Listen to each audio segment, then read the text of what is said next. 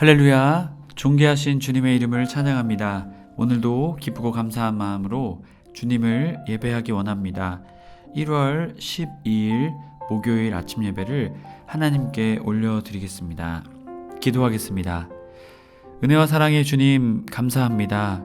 주님, 오직 주님만 사랑하며 주님만 바라보며 나아가는 오늘의 하루, 매일의 삶이 되게 하여 주옵소서.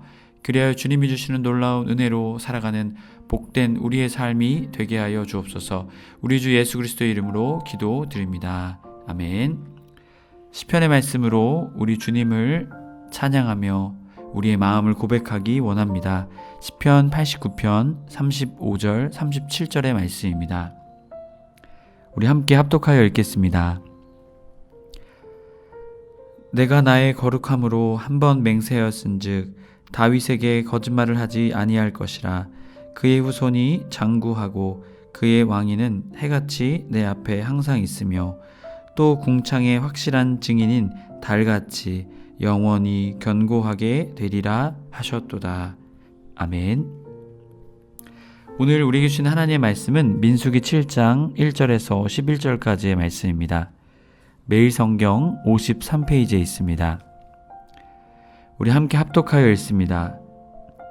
모세가 장막 세우기를 끝내고 그것에 기름을 발라 거룩히 구별하고 또 그 모든 기구와 제단과 그 모든 기물에 기름을 발라 거룩히 구별한 날에 이스라엘 지휘관들 곧 그들의 조상의 가문의 우두머리들이요 그 지파의 지휘관으로서 그 계수함을 받은 자의 감독된 자들이 헌물을 드렸으니 그들이 여호와께 드린 헌물은 덮개 있는 수레 6대와 소 12마리이니 지휘관 2사람의 수레가 하나씩이요 지휘관 1사람의 소가 1마리씩이라.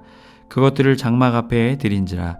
여호와께서 모세에게 말씀하여 이르시되 그것을 그들에게서 받아 레위인에게 주어 각기 직임대로 회막 봉사에 쓰게 할지니라. 모세가 수레와 소를 받아 레위인에게 주었으니 곧 게르손 자손들에게는 그들의 직임대로 수레 2과 소 4마리를 주었고 무라리 자손들에게는 그들의 직임대로 수레 4과 소 8마리를 주고 제사장 아론의 아들 이다말에게 감독하게 하였으나 고아 자손에게는 주지 아니하였으니 그들의 성수의 직임은 그 어깨로 매는 일을 하는 까닭이었더라. 제단에 기름을 바르던 날에 지휘관들이 제단의 봉헌을 위하여 헌물을 가져다가 그 헌물을 제단 앞에 드리니 여호와께서 모세에게 이르시되 지휘관들은 하루에 1사람씩 제단에 봉헌물을 드릴지니라 하셨더라. 아멘. 할렐루야. 오늘 하루도 주님께 올려드리기 위해 나오신 해림의 모든 성도님들을 주님의 이름으로 간절히 축복합니다. 오늘은 지휘관들의 헌물이라는 제목으로 말씀을 나누고자 합니다. 인구조사 한 달 전에 있었던 일의 기록입니다. 오늘 7장의 말씀은요, 앞선 이야기를 우리에게 들려주고 있습니다. 이제 전 이스라엘이 군사 편제화되었고 또한 최종 준비를 하며 가나안 행군을 그들은 준비했습니다. 그러던 시기에 오늘의 말씀이 주어지고 있는 것이죠. 1장부터 6장까지 말씀을 통해서는 앞서 있는 이야기를 우리에게 들려줍니다. 출애굽한 지 2년 1월부터 1일, 12일, 14일에 있었던 일들을 말합니다. 1장부터 5장까지에서는 2년 2월 1일에 대한 이야기를 들려주었다면 오늘 말씀은 그보다 앞선 이야기를 우리에게 들려주고 있다는 것이죠. 그렇다면 왜 이렇게 배치가 되게 되어졌을까요? 그것은 지파들의 지도자들은 성막을 성별하는 날에 성막의 봉헌 예물을, 제단을 성별하는 날에 제단 봉헌 예물을 바치게 되어졌기에 한 달 전에 있었던 일들에 대한 이야기를 우리에게 들려주고 있다라는 것이죠. 앞선 5장부터 6장에서는 이스라엘 진영의 정결, 단결, 헌신, 축복, 바로 그 안정화되는 법규, 규정들을 주님께서 주심으로 정비하게 하셨습니다. 그리고 오늘 7장의 말씀에서는 바로 앞선 회막봉사를 위한 헌물에 대한 이야기를 우리에게 들려주고 있다는 것이죠.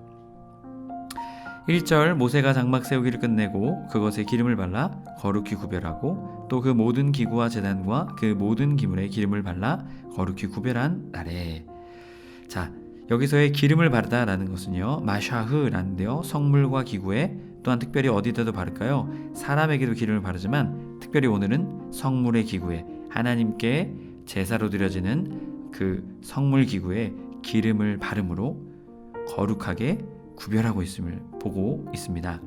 성물 기구를 거룩하게 하고 구별하는 의미가 있습니다. 이것은 어떠한 또 의미가 있을까요? 구별하였기에 누구를 위해서만 사용될까요? 바로 하나님을 예배하기 위해서 사용되어지는 것이죠. 오직 주님을 위해서. 그렇기에 기름 부음 받은 자, 구약 성경에 나오는 기름 부음 받은 자들은 어떻습니까? 구별되어서 오직 주님을 위해, 하나님을 위해 그들의 삶과 시간, 그들의 모든 것을 드렸던 것을 우리는 보게 됩니다. 그렇기에 기름을 바른다라는 것, 그리고 그 기름을 바름을 통해 구별되고, 또한 그 구별됨은 거룩함으로 세워져 하나님께 기쁨이 되는 것으로 세워져야 한다는 것이죠.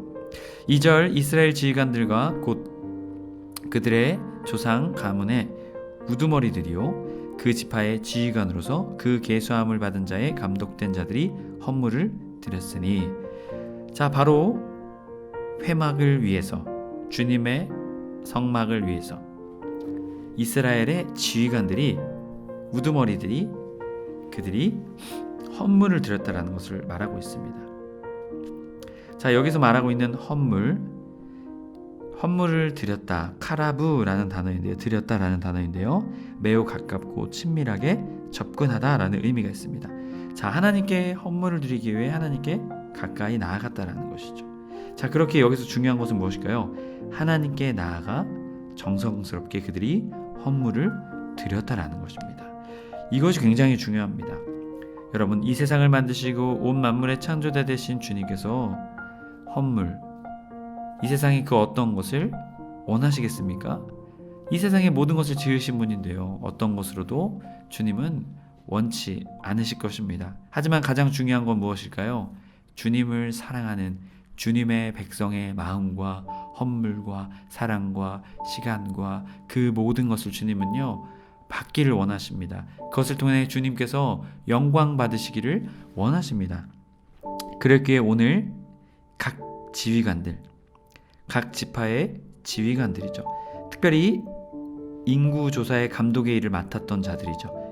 1장 4절에서 15절에 나오는 그들이 하나님께 헌물을 드렸다라는 것입니다. 하나님께 아주 가까이 가서 정성스럽게 헌물을 드렸다라는 것이죠. 왜 드리게 되었을까요? 지금까지 이렇게 우리를 인도하신 주님, 우리에게 이렇게 많은 숫자를 허락하신 주님, 그 주님께 감사를 올려드리고자 했던 것입니다. 그러기에 그들은 하나님께 헌물을 드리게 되었던 것이죠. 3절 그들이 여호와께 드린 헌물은 덮개 있는 수레 6대와 소 12마리이니 지휘관 2사람의 수레가 하나씩이요 지휘관 1사람의 소가 1마리씩이라 그것들을 장막 앞에 드린지라. 아멘. 이 이스라엘의 지휘관들이 모세를 통해서 드려라 라고 해서 드린 것이 아니라 어떻게 하는 것일까요? 그들이 직접 하나님께 드렸다라는 것이죠. 하나님께 구별하여 드렸다라는 것입니다. 특별히 수레를 드리게 되는데요, 수레 6대와 소 12마리. 자, 지휘관 2사람이 수레가 1대씩이요 지휘관 1사람의 소가 1마리씩이라 라고 말합니다. 그것을 여호와의 장막에 드렸습니다. 왜 이것을 드리게 되었을까요? 바로 하나님의 성막을 위한 일에 사용되기 위함이었습니다. 덮개가 있는 수레라고 말하는데요, 왜 덮개가 있었을까요? 성물을 보호하는 역할입니다. 사막에 모래바람이 있겠죠. 그것으로부터 이 하나님의 성물을 보호하기 위해서 이들이 이것을 하나님께 드렸다라는 것이죠. 그들이 직접 자진해서 정성스럽게 하나님께 무엇이 필요할지를 생각해서 드렸다라는 것이죠. 여러분, 우리에게도 이러한 마음이 있어야 될 줄 믿습니다.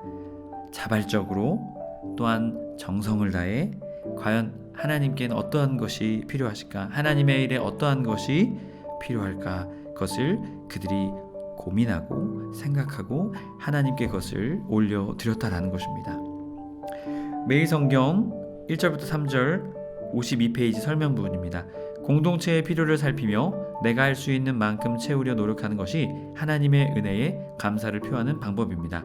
출애굽 제2년 1월 1일 성막을 완공하고 모세가 성막과 기물에 기름을 발라 성별했을 때 각 지파의 지도자들이 수레 6대와 소 12마리를 헌물로 드렸습니다. 성막을 거처로 삼으시고 이스라엘과 동행하시는 하나님께 드리는 감사의 예물이었습니다. 그런데 이 예물은 이스라엘이 이동할 때마다 성막을 운반해야 하는 레위인에게 꼭 필요한 물품이었습니다. 지파의 지도자들은 하나님께 감사하는 마음으로 공동체의 필요를 채운 것입니다. 우리 공동체에 어떠한 것이 필요해 있을지, 내가 채울 수 있는 부분은 무엇인지를 찾아봅시다.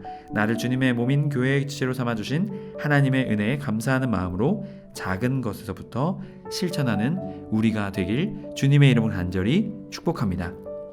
지휘관들이 그랬던 것처럼 우리들도 주님의 몸된 교회 또한 주님의 몸된 공동체를 어떻게 하면 더 든든히 세울까? 어떻게 하면 주님이 기뻐하시는 공동체를 세울 수 있을까?